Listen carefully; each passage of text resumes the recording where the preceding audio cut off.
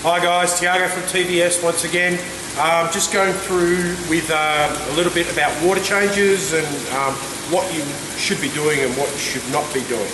Okay, first off, I'm going to go into, because we get a lot of customers that are new into the hobby or they've just gotten the wrong information. There's a must that you never do. Basically, if you've ever taken out all the water of your tank, cleaned out all your gravel, cleaned out your filter in an established tank with fish in it, do not ever do that, please. Basically, I'll go a little bit into it with the filters. Filters in your water have got bacteria in it. Basically, when a fish does his business, so basically poos, your filter actually converts it, well, you get ammonia basically from the waste. So your filter will actually convert that ammonia or change it into, the bacteria in your filter will change it into nitrates, which nitrates are safe to fish in low levels. So, basically your filter makes your water safe for the fish. So if you're doing a complete water change on your tank, you get rid of all that bacteria and so forth, and by this stage you've probably got your tank stocked with fish. So therefore you put the water back in, you've got high levels of fish, therefore a week later generally you've got huge levels of ammonia, you start to lose fish. That's a massive no-no. Do not clean out your entire tank, and you're making work for yourself basically as well. So you don't want to be doing that, I stress you. Do not do that.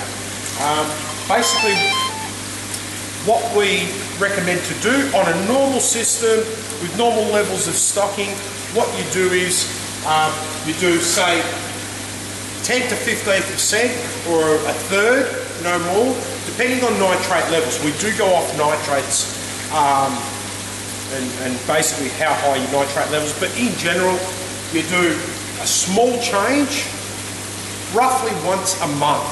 Now that's got to do with how many fish you've got, how big they are, how much you're feeding them. There's a lot of factors into it, but in general you take out a portion of your water and you replace it.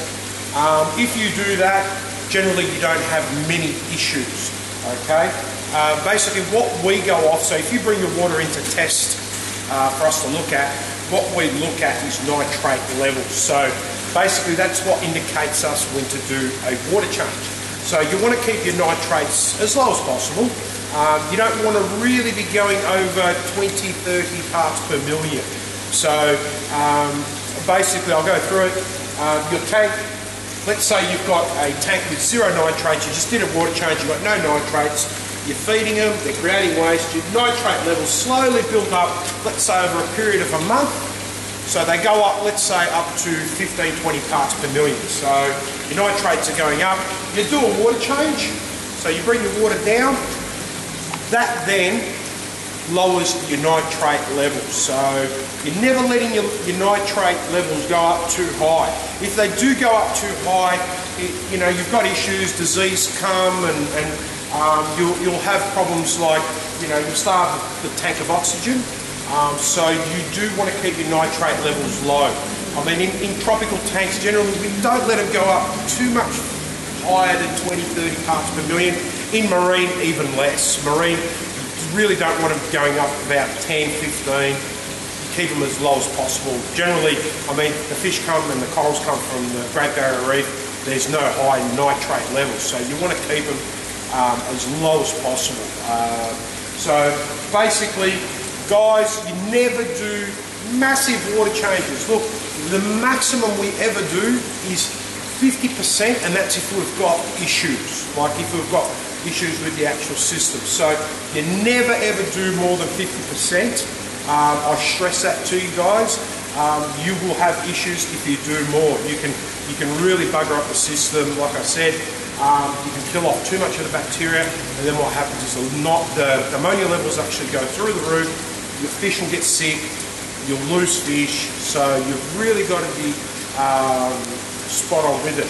The key to it is consistency. So you've got to do it. The worst thing you can do too is let your tank go for months and months as well. So then you've got to do bigger water changes because your nitrate levels have gone up too high, and that's when we get into issues. So you want to be consistent. Generally once a month, just take that small portion of water out, replace it with new water, and that's all you do. You don't have to clean out the whole system, scrub it all out and so forth. You're making more work than what it actually is. A tank's actually quite easy to maintain as long as you keep on top of it. So basically you're doing small water changes once a month, replenishing with water. The only reason you might do it more than once a month if you've got higher levels of fish. So if you've got a lot of fish in the tank, your nitrate levels might be climbing a bit quicker, so you might have to do it every fortnight. So therefore it's got to do with what your system's actually doing. So you really should have a nitrate test kit that you can actually monitor to see how quickly your nitrates are going up, and that's what we go on basically. Okay? Alright guys, have a good one.